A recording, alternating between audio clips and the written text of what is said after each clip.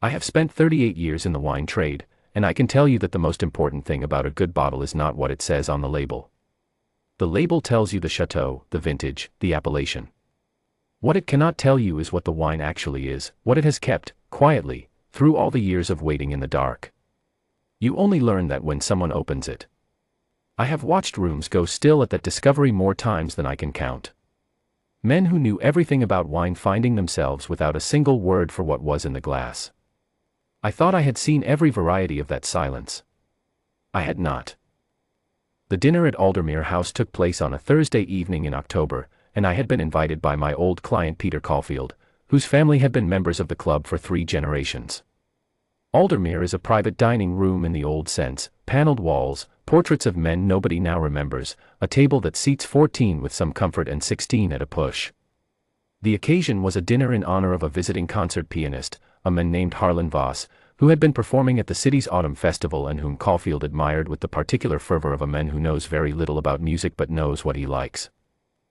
Voss was perhaps 55, silver-haired, with that quality of perfect self-possession that some performers have, the quality of a man who has spent so many years being the most interesting thing in a room that he has begun to assume it is a law of nature. He was good company, I grant him that.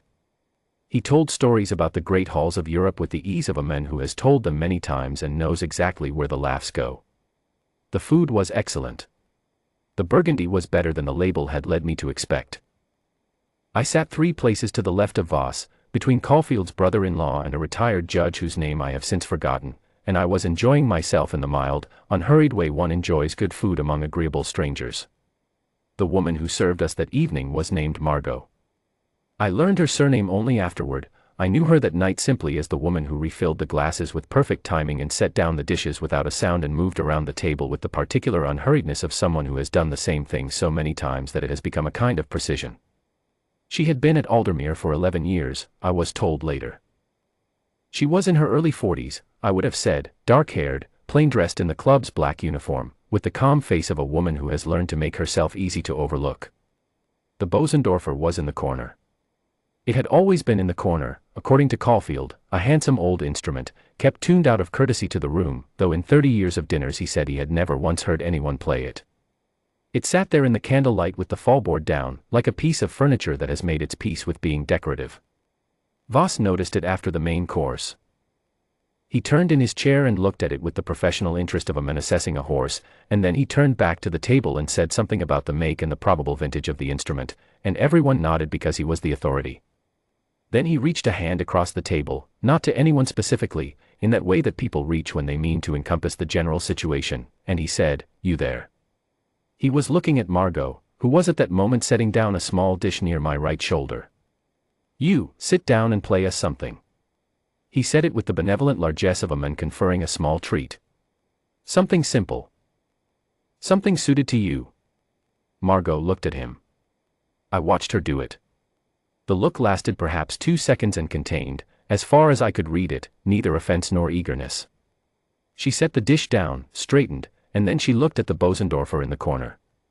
"If you'd like," she said. I think most of us assumed she would play a few notes and stop. A hesitant scale. Some fragment of a melody. The sort of thing someone plays when they do not quite know how to refuse but also do not know how to proceed.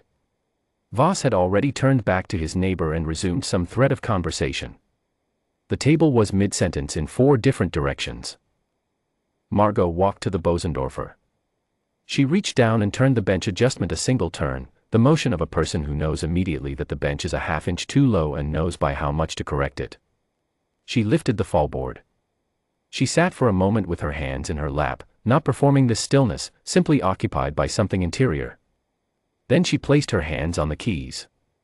The first notes of the Chopin Ballade in A major came into the room so quietly that for a moment I was not sure I had heard them. The opening is pastoral, almost transparent, a long melodic line over the simplest of accompaniments, as unassuming as a folk song, as though the music is introducing itself with deliberate modesty. 2 conversations at the table continued for a few bars, and then they did not. I have a theory about attention, about the moment in a room when a thing draws it all toward itself, the way a whirlpool draws water. You can feel it before you can name it.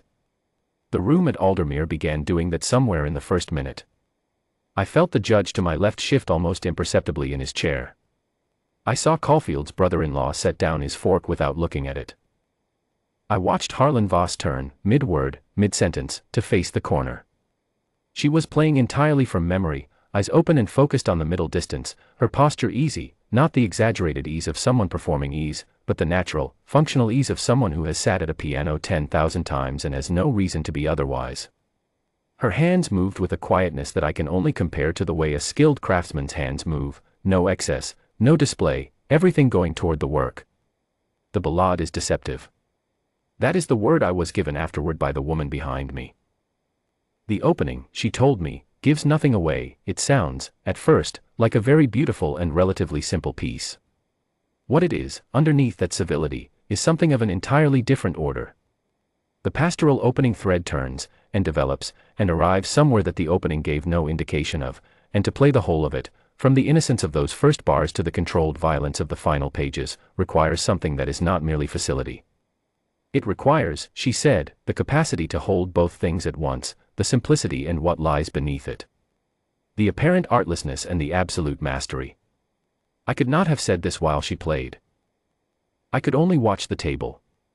What followed, in that paneled room, was something I am not equipped to describe in the technical language it deserves. I can tell you what I saw. I can tell you that within 3 minutes Caulfield had stopped breathing through his nose and that his hands, which had been resting easily on the table, had come together in his lap. I can tell you that the candles were the only things moving in the room. I can tell you that the woman seated behind me, a musician, I think, who had come as someone else's guest and who had been whispering intermittent identifications of the piece to her companion, had gone entirely silent in a way that was different from the silence of polite attention. It was the stillness of someone absorbing something through the skin rather than through the ears. There is a passage in the ballade, I found a recording afterward and listened to it repeatedly until I located the exact place, where the left hand descends into a kind of controlled turbulence that seems to gather everything the music has been quietly accumulating, all the patience of the opening pages distilled into something suddenly and unmistakably urgent.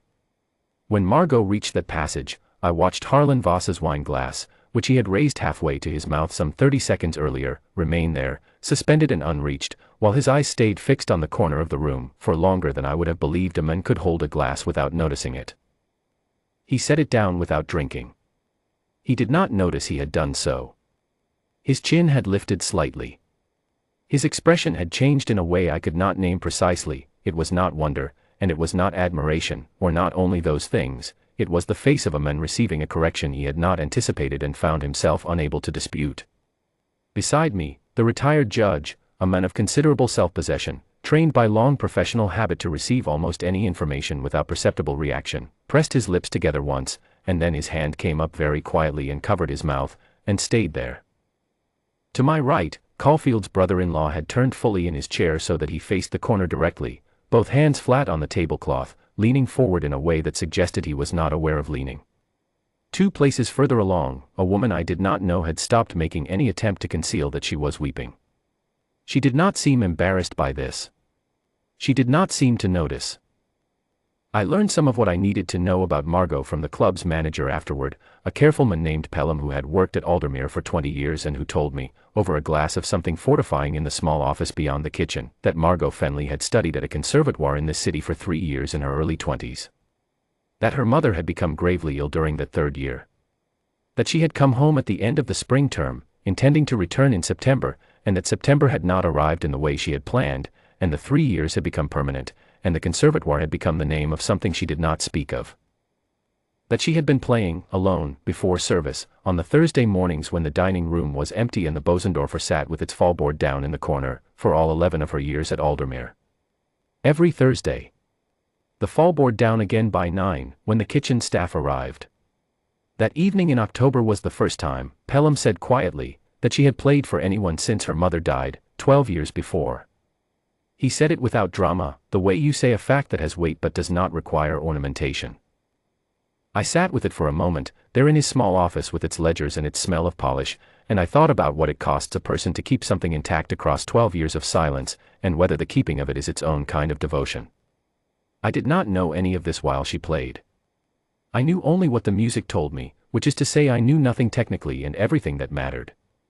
She brought the ballade to its close, Those final pages that I now know are among the most demanding in the literature, played at a tempo that does not forgive uncertainty. And then the last chord, struck and held, and the Bosendorfer held it with her, and the room held it with the Bosendorfer, and then the sound died away into a silence of the kind I have only encountered a handful of times in my life. Nobody moved. Then Caulfield's wife, at the far end of the table, began to clap. She did not stand, she simply raised her hands and brought them together, steadily, as though applying the only available response to something that had arrived without warning. Within 4 or 5 seconds the whole table was on its feet. Margot turned on the bench. Her expression was, composed is the wrong word, because composure implies an effort. She looked the way a person looks when they have done a thing correctly, a thing they have done many times before for themselves and now, once, for others. I looked at Harlan Voss. He was standing, as we all were, and he was looking at Margot with an expression that I had not seen on his face at any point during the evening. He was looking at her the way a man looks at something he has mispriced. He did not speak. He brought his hands together and clapped, and then he stopped, and then he stood there for a moment in the diminishing noise of the ovation, and his face was the face of a man doing some private arithmetic and not finding the numbers comfortable. I left Aldermere that evening later than I had intended. I walked back to where I had left my car, past the closed-up market and the dark windows of the old auction house, and I thought about the bottle I had drunk at dinner, the Burgundy that had surprised me, that was better than the label had suggested. In 38 years I have opened many bottles that were exactly what the label said, and I have learned to find this satisfying. But the bottles I remember, the ones I still think about, alone, at odd moments, without quite knowing why, are the ones that exceeded what anyone had written on them. I have thought about Margot Fenley and the Bosendorfer many times since that Thursday in October. I think I always will.